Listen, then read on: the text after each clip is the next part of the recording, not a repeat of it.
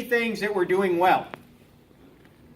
In my organization, we believe safety is an important part of all operations. Hey, that's good. Everybody believes that generally. Number two, supervisors in my unit encourage everyone to be safe and to follow the rules. That's also something good that we like to see.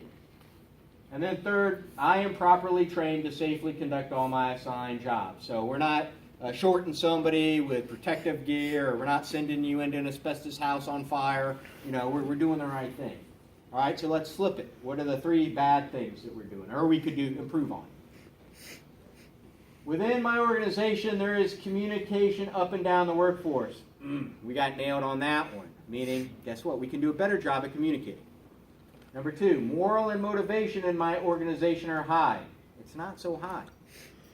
And number three, based on my organization's personnel and other resources, the organization is stretched too thin. So you have to be blind not to square both of those and kind of notice a trend, right? We're seeing it. Two separate surveys, two different times, different demographics, different feedback. Now we're putting them together. Next slide. The way ahead to address these findings, foremost, is going to be employees will have an opportunity to provide direct input to the workplace inspection and assessment process. I guess previously, the workforce and their directors were not as engaged, so we're making this more holistic and more collaborative. Right, Adrian? Yes, sir. And if I see something wrong, please jump in. Correct, sir. Normally, during the inspection assessments, whether it's external or internal, the inspection team would engage the supervisor, and that's it. And what we've learned through OSHA inspections is that when they come in, they engage the supervisor, the employees that are working in that environment and working on that piece of equipment. So we thought that was a great way to do things. So our assessments, when we ask industrial hygienists to come in, they're going to come and talk to the employees. Find out, hey, what ideas you have. How does this equipment work for you? Does it help you do what you need to do? And then incorporate those into what we do. Perfect. Number two here, directors and supervisors and managers will assume departmental development of safety SOPs and policies. That, kind of alludes to the 5-minute video we showed, is push the decisions and information, down to the level where the information lies. And that's a good thing. The people that have the information should be in a position to help carve out a lot of these safety SOPs instead of it being foisted on you. New assessment accounts for bottom-up prioritization directly from employees for facilities and the resourcing of new commitment. That speaks to, again, the grassroots. Those in the position have the information, can push it up the channels when it comes to safety, and we can address your concerns. And then lastly, we have to improve communication at all levels with special emphasis, Tony, on the wage group employees and other high-risk job series by creating improving methods of communication. Hey, remember that teddy bear they showed with the captain's hat on? That's me. I don't have any of these ideas. That's where I'm looking at you guys to figure it out. What are the communication techniques? Tailor them to your circumstance at hand. We don't have all the answers, but I'm asking you as a base, well, we got to figure this out. We can do better when it comes to communication. You guys deserve it. And the better communication we have, the more streamlined it works, and the more things we can do. So everybody gets that? Next slide. All right. So before we transition, just hand it over to you. Sorry, Mitch, you have anything? Oh, I'm just going to caveat on what the commander just said.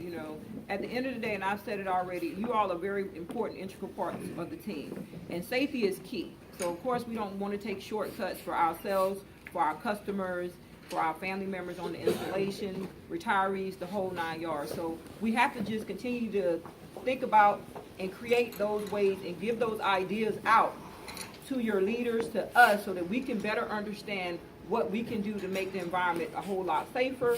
And of course, that communication thing, like the Colonel said, as you can see, both surveys, they're pulling the same information. And that information, because it's coming from two different surveys, not really exactly sure if everybody filled out the same survey. That's critical.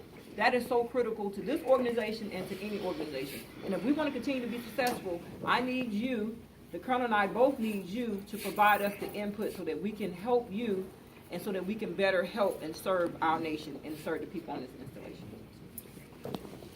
So real quick, also I'm Glenn Way, I'm your Chief of Staff, and so I have an integral interest in this as well as I talk to you. One thing we're doing, we talk about communication all the time. I challenge each and every one of you here, because right here sitting in front of me, we have someone from our public affairs office who is, and I might get the term wrong because I'm this side of the generation, but I think it's called live streaming. Right? Is it live streaming? So we're live streaming this. We're going to capture this video because I know I have people that aren't here right now. I know I have police officers out on the gate doing things that don't get the chance to see what the commander, hear what the commander's saying. So I challenge everyone in here to go back to your workplace and say, hey, you know, if you want to hear what was said, here's the button you can click on. So what we'll do from public affairs, we'll push something out to you. All know how to reach this, because this is a big piece of communication, because now everyone, no matter what you're doing, can know what we're saying here. Did everyone get that? North and South, you going to help me? And you guys don't sound Marty. You going to help me? There we go. Why are you going to help me? Because we're going to take the organization to that next level. And I keep hearing, I see it up there, communication, communication. I can stand up here and jump up and down and scream and yell and wave my hands, but it's not going to work if it goes to me, to you, and stops.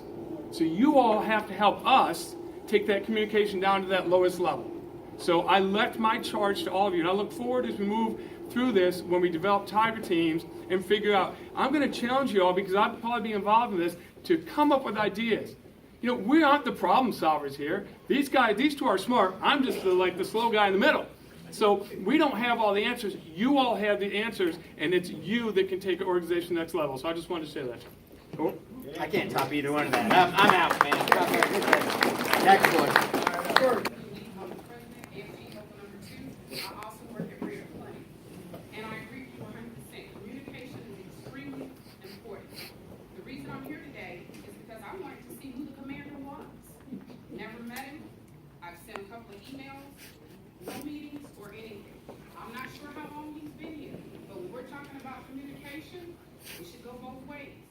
I'm reaching out, nobody's responding.